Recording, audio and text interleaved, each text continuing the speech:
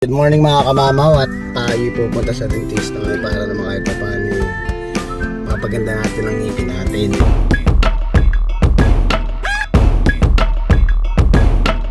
So, na-delay na talaga tayo mga kamamaw ng isang buwan. So, every 3 months talaga yung cleaning ni kamamaw ng ngipin niya. So, ngayon na-delay tayo sa schedule dahil hindi tayo nakapagpa-schedule at biglaan ding naging sobrang busy. Marami rin tayong inasikaso, marami tayong priority sa buhay. So ayan niya, magpapag-cleaning tayo ngayon. It's 11:20, 11:30 yung appointment ko. And then after nyan, ito naman lang muna si Mrs. Jerry. Yan. Di ba alam kung crispy pa ata, bibili niya o liyan ito para daw may pang-ulam. So ngayon naman din kasi is tag dito, may times na parang sa ano na, may times na parang nakakagutom, may times na saktuhan lang. Honestly, minsan mga kamama, kumakain kami ni Mrs. 1 time a day na lang. Ganon talaga, literal. Hindi dahil sa nagtitipid, talaga sa sobrang busy, sa sobrang ding dami sigurong iniisip. Minsan nakakalimutan mo na kumain. Ganon yung ano. Pero ang problema, kahit naman ganon lang ang kain, parang alam mo yung pakaramdam na pag kumain ka ng isang beses, parang feeling mo busog ka na ng isang araw. Ganun siya ka ano. Ganun yung ano nung epekto nung pagkain sa amin. Kaya minsan may times na ganun lang kaming kumain. Pero isipin mo dapat isang beses na kumakain nadadiet, diba? Pero parang di namin nararamdaman na nadadiet na, talagang literal na diet na ano. Pero hindi naman ibig sabihin dahil nagwo-workout tayo, nag-ano tayo is yun ang reason natin, ba't yun ang pagda-diet natin, kasi mali yun. Hindi tamang pagda-diet ang tawag sa ganoon. Sakit ng tiyan o tag dito ulcer ang aabutin mo. Pero sa nangyari kasi talaga, kahit ganoon lang ang kain namin is talagang okay na kami sa isang araw. Mama yun, nabili pala niya is hindi, para mga buto-buto. So walang sabaw bulalo. So yan na tayo. Iwanan ko muna sila sa ano, sa Winners dahil iwanan ko sila sa Winners dahil mag-iikot-ikot muna si Jacob dun sa ano, sa mall doon habang naghihintay sila ng ano ko, ng cleaning ko. Yan, ganda ng panahon. Ano ngayon mga kamamo, yung panahon ngayon, ang sarap lumabas. Alam mo bakit? Napakalamig.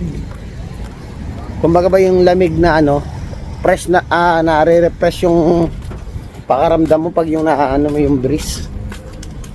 Maganda yung panahon niya. Grabe. Kailangan natin magpaano. Sayang naman yung benefits pag hindi natin ginamit. 1 hour later. Mo, tapos na. So yung sagot ng benefits natin yung ano, tapos yung nabitin is under no ano, benefits ni Mrs. So wala tayong binayaran. Ay sarap, alinis na naman ng ngipin natin. Ayun, tsaka good news mga kamamaw. So kanina nung nililinis yung ngipin ko, syempre usual nagpapalinis tayo, di ba talaga? Tapos sinusukat yung ano ng ngipin ko dito, yung mga space. Sinasukat-sukat siya. So parang syempre ako na-aware ako, pero ang galing nung dentista ko, in talaga usual yung dentista natin lagi nag-ano, Shirley ata pangalan niya, di ko 100% ano. Yung name di ko natanong ulit kanina. Yung talaga yung naglilinis sa atin na puti, na Canadian. So nung sinusukat na niya, kasi the last time sinukat niya was like parang last year pa uli. Kumbaga titingnan nila yung improvement ng ano.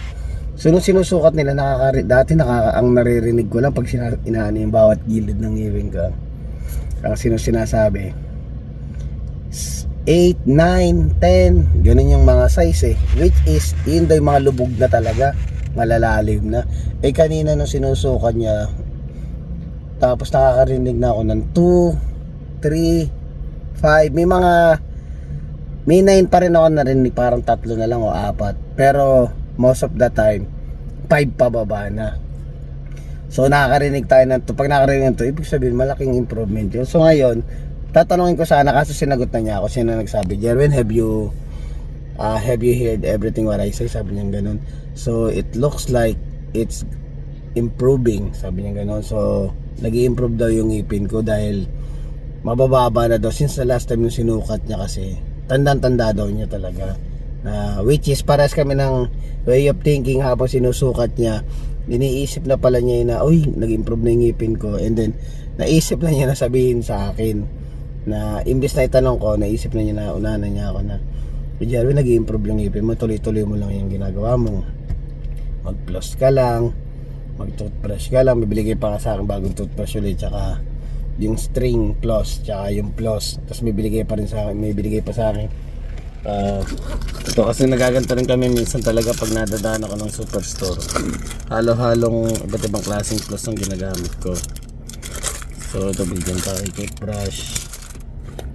Tali lang, ito napunta yun. Ito sa loob ng ano eh. Bigyan tayo string floss. Ginagamit naman lahat yan. Yung string floss lang medyo matagal lang ano, matrabaho lang gamitin. Pero itong isa, ito yung maganda eh. Kasi usual nagamit din talaga ako nito eh. Saan ba napunta? Yan. Nagamit din akong ganyan, nabili rin ako sa superstore. Pag walang floss, ito ang ginagamit ko talaga dati. Kasi usually doon talaga binabrush ko talaga yung mga singit-singit pag tirasan ka sa loob ng ngipin mo yung ano. So yung tinanong ka etang gilid na tayo na. Ayan. Tinanong ka yung gilid na iyon. Sabi niya ano, it's either parang may ilalagay talaga dyan para magsarado yan. Dahil nga nakahiwalay na siya. Usual, hindi na naghiwalay nang dahil naghiwalay. Ang dati parang nagkabutas yan eh. May butas yung gilid niyan dati. So, inano na, kinayas na nung dentista sa Pilipinas yun. Kaya para matanggal na kasi magkakalat yun eh. Yun nga lang nangyari, nagkahiwalay siya dito. Tsaka the same time, nung dati nag-brace tayo sa Pilipinas, hindi talaga siya na-update na talagang maayos yung ngipin, na linis talaga ng maayos. Kasi nga, parang pinarush ko yun eh, hindi na maligo dun sa Pilipinas nung umuwi ako. Pinarush ko sa loob na isang buwan at kalahati kong bakasyon, pinarush kong ikpit yung ngipin ko, which is dun talaga siya nagka-problema mga kamamo. Kaya parang medyo na bone loss yung ngipin natin dahil masyado nating minadali yung mga bagay-bagay nung ano, kasi akala ko makakatipid ako bandang wali, nagka-problema ako. Kaya ngayon, di ba, bala ko magpa-brace dapat ngayon. Hindi tuloy ako ma-bracean. Hindi na ako ma-bracean dahil nga yung yung bone loss ng ngipin ko ay kailangan mo ng agapan bago sila, ganun sila kahigpit dito. Na sa Pilipinas, basta pag may pera ka, sige, kapit ko na yung bukas, ganun kabilis eh. Dito hindi talagang papayagan ka lang nila mag-brace. Payagan ka lang nila mag-brace pag alam na nilang healthy yung ngipin mo, ganun kahigpit dito. Ngayon, susunduin ko na muna yung yung mag-ina. Sabi ni Mrs. ang dami na daw yung nagastos na na pang-rides na kasi Jacob ngayon, sobrang active na talagang, sabi nga ni Mrs. 1000% battery. Ganun na siya ka-active talaga. Tapos yung playpen niya namin na nasa bahay, baka tanggalin na namin dahil hindi na siya nag-i-enjoy doon. Tsaka sobrang bigat na niya minsan pag ginalaw niya, akala mo parang tutumba. So kaya ngayon, tatanggalin namin yun at nag-iisip ako ng ibang bagay na pinagkakalibangan niya o pinagkakapwestuhan niya pag nanonood siya ng TV. Kasi nung nakaraan, nakita niyo naman na umuupo na siya doon sa sopa, nakikitabi na siya doon sa mga aso, nakikitabi siya sa amin pag nakaupo kami. So ngayon inaliba, parang balang ko nakakita tayo ng maliit na sopa na pagpupwestuhan niya. Dumilim. Ayan.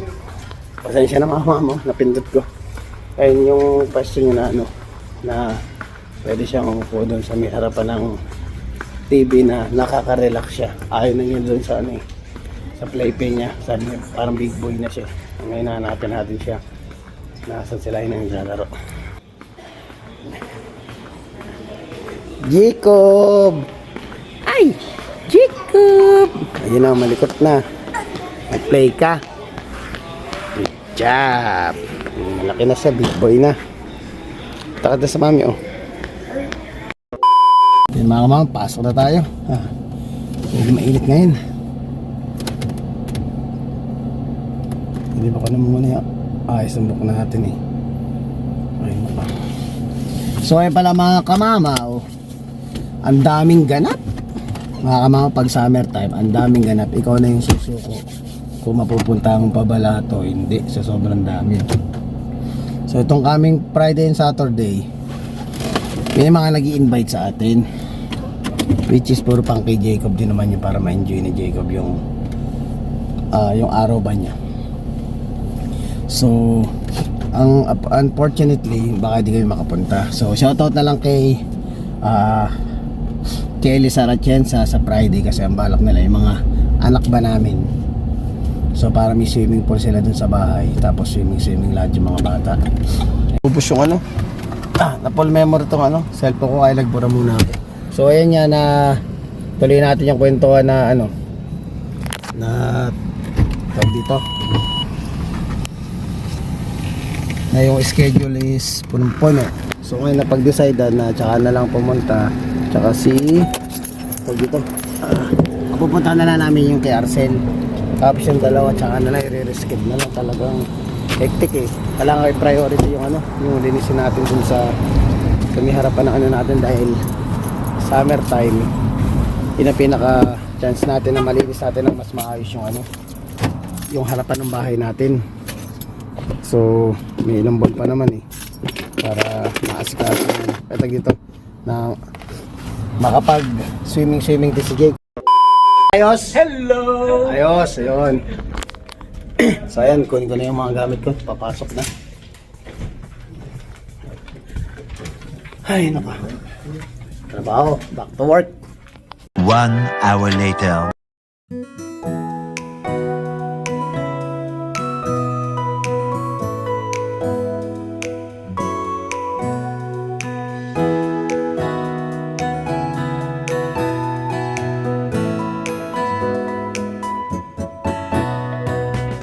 Mama, busog-busog.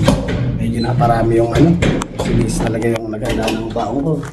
Dami, hindi na naubos yung yung ulam. Kasi nga sabi ko, kaprasong kanin lang. Kaprasong kanin, parang yung ulam pantatlong kainan eh. Kaya natira ko pa yung isa. Dito nga tayo mapo at ako'y medyo mag-relax. Ito ang problema sa nagbe-break mga kamama. Pagkatapos mo mag-break, pagkatapos mo kumain, inaanto ka. Yun ang dyan eh. Problema, ng oras na ba? Na mga kamama, ng oras na ba? Tingnan natin, time check. Sorry. It's 7:42 na ng gabi, pero tingnan naman yung araw. Yan. Papahangin muna ako dito mga kamama. At maya-maya na lang tayo magkwentuhan. Sa susunod na break ko na lang. Maraming salamat. Mga kamama, coffee break muna tayo. Siyempre, nasa pool na naman tayo ng ng ating overtime. Time book naman si kamamo eh. Napaka-exe ang napayusin. So ayan, kape-kape muna. Yung pala, binabati ko pala ang aking pinakamamahal na tatay. Ayun, kay Papa Junior, Papa Domingo. Happy birthday po sa inyo. Actually, July 16 yun. So July 16 to ngayon dito sa Canada. And then, July 16 kahapon sa Pilipinas. So, na-late na ako ng bate. So, pwede pa naman kumabulin. Happy birthday sa'yo, Papa. Inaya mo. Kaya mo sa katapusan, hindi ba nato ka sa akin? Lax naman. Bibigyan natin kahit pa paano eh. Siyempre mga yan, dapat naalala mo yan. Hindi man madalas, pero kung kakalimutan, di ba? So ayan, barato kayo sa akin. Kayo ng mama ko. Kasi sabay sila ngayon July 16 si Papa, July 20 na yun ang airmats ko. Sabi ko kahit pa paano eh. Secret. Yun. Alam na nila yon. Nakausap ko na sila eh. So ayan. And then may bagandang balita na naman mga kamamaw. Alam nyo ba ang nangyari? So dali lang, sisiyan lang ako, I'll be back.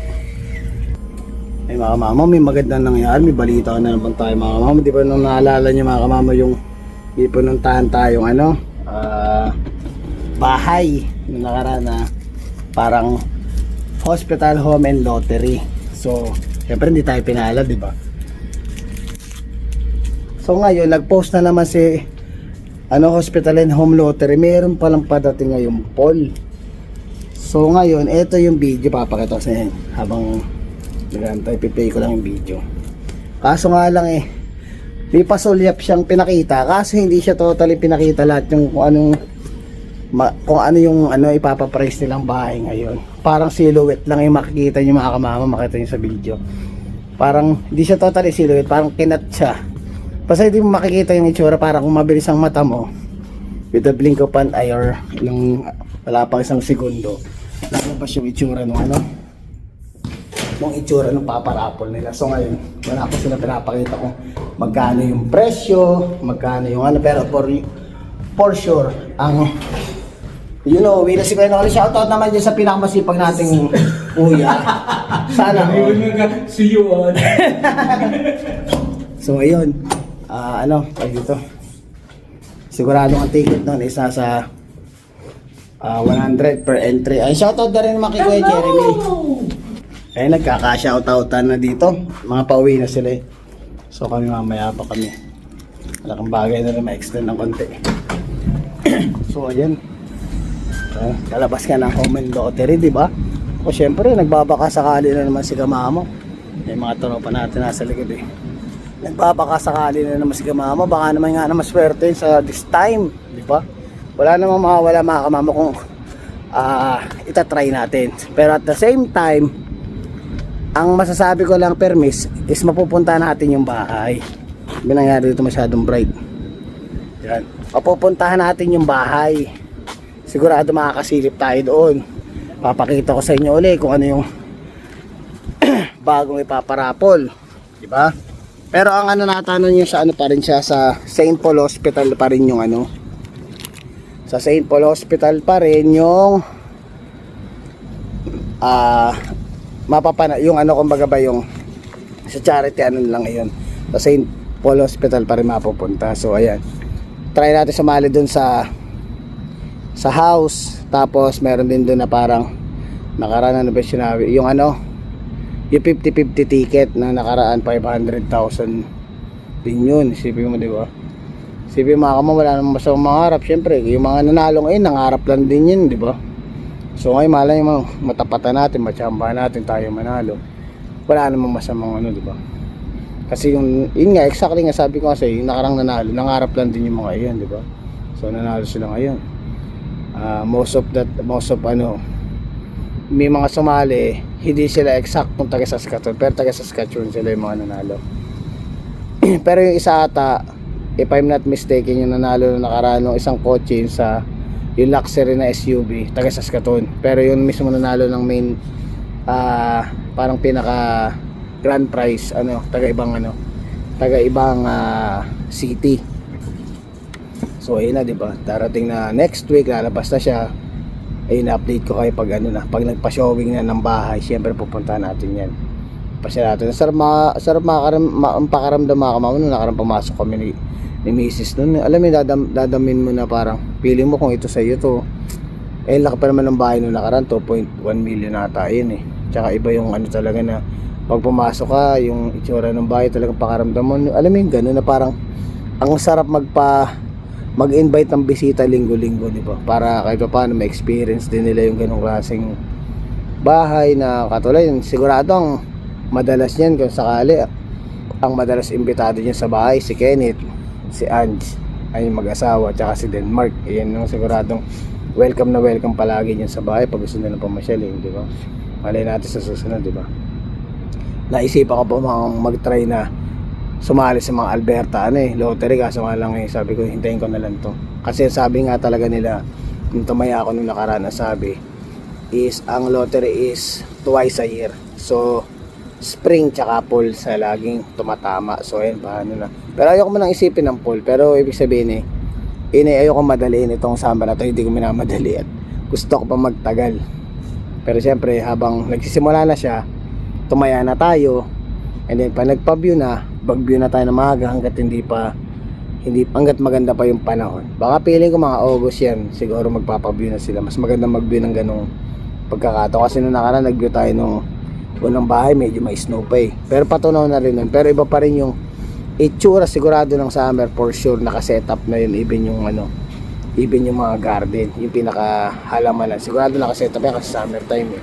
Nung nakaraan wala pa eh, pero makikita mo sa picture in summer time gato yung itsura niya, pero for sure yun sigurado kompleto na. So ayan, na-excite akong makita yung yung papapremyo. Ayun, uuwi na yung ating, uwi ka na? Not yet. My vlog, my friend. Yan, si Kelly. Halos karamihan ang mga Pilipino sa panggabi parang mapalo na nga ng parang 85 to 90% na puro Pilipino sa gabi. Yun na. Tapos sa umaga talagang halo sila. Pero sa gabi kadalasan talaga Pilipino na. Halos lahat ng loader Pilipino, parang dalawa na lang puting loader namin. Pero before nung nagsimula ako dito, medyo marami pa sila, parang mga 5 pa sila, 6 eh. Ngayon dalawa na lang, si Molnar at si Tyler, tapos the rest Pilipino na. Ayan na, napagkwentuhan na natin. Ayan. Tapos nakakausap ko rin si Ermats kanina, sabi ko sa kanya, wala ka bang vlog? Sabi niya sa akin, wala ka bang bagong vlog? Sabi ko, meron ako 3 vlog dyan, parang 3-part yan. Sabi ko 3 video yan na magkakasunod na. Ayan, siguradong masusulit ka ako dahil ang haba ng video na video na mapapanood nyo. Parang nag-moist yung salamin ko. Ayan, 3 video ka ako magkakasunod dyan. Panoorin nyo lang. Kasi minsan kinakalipit lang yung kapatid ko pag pag manonood ng manonood ng YouTube ko. So yun mga mamaw, ibabalik na muna ako, hindi bago umuwi. Ayun, tuloy-tuloy lang ang buhay, tuloy-tuloy lang ang kwentuhan, pero walang chismisan yun. Yan, dito sa ko ikwentuhan lang, tamang good vibes lang tayo. Yan mga kamamaw. Mga kamamaw, panibagong araw at panibagong buhay, kaanda na naman. 2:35 AM na. Uwi na. Yan, sa wakas kahit pa paano, kinabukasan is last day na ng ating pasok at day off na naman. So ngayon sa day off, di ko masabi kung excited ako mag day off o dahil sa day off marami akong gagawin. Maglilinis-linis lang tayo. So yun, namimiss ko na rin yung pakiramdam na magde-day off ka na wala kang gagawin. Di usin, hindi mangyayari na eh. Iba na eh. Iba na ang buhay ni Kamamo ngayon dahil meron na tayong alagang bata eh. So hindi na mangyayari yung dating pag uwi, sabi ko pahinga lang, wala nang ganoon eh. Pero syempre masaya naman tayo sa ginagawa natin, lalo sa anak natin, at habang lumalaki, nasusubaybayan natin, nakikita natin siya. Ay ngayon, di ba si Jacob medyo talagang kalikutan na ng bata. At ayun, nag-i-enjoy ang tatay naman ng lagi siyang kasama. Dahil ngayon is, dito, may pasok si Mrs. sa Friday. So pagbalik, ang plano ko talaga, pagbalik ko ng saan natin lang para maliwanag. Pagbalik ko, pag day off ko ng Friday, so syempre hindi natin nailakad yung mga alaga natin nung nakaraang kasi nag long drive tayo ng Friday, Saturday, hindi natin nailakad yung mga alaga natin. Pipirmisin kong mailakad kasi si Legend tsaka si Hera dahil maganda na yung progress ng mga alaga natin. Kailangan natin continuously, so tuloy-tuloy lang natin yung hanggang sa matapos tong summer, dahil pag winter ang hirap ilabas ng mga alaga natin eh. So ayan, samantalay na natin yung pagkakataon na magawa natin lahat yan. Pag uwi ni Mrs. ng 3:00, ayan, iwawalk natin yung mga alaga natin. Kasama si Mrs. sa akin eh. Sa hapon kayo pupunta. Tapos sa Sabado, dahil pupunta nga kay Arcel ng 6:00. So pag galing ni Mrs. ng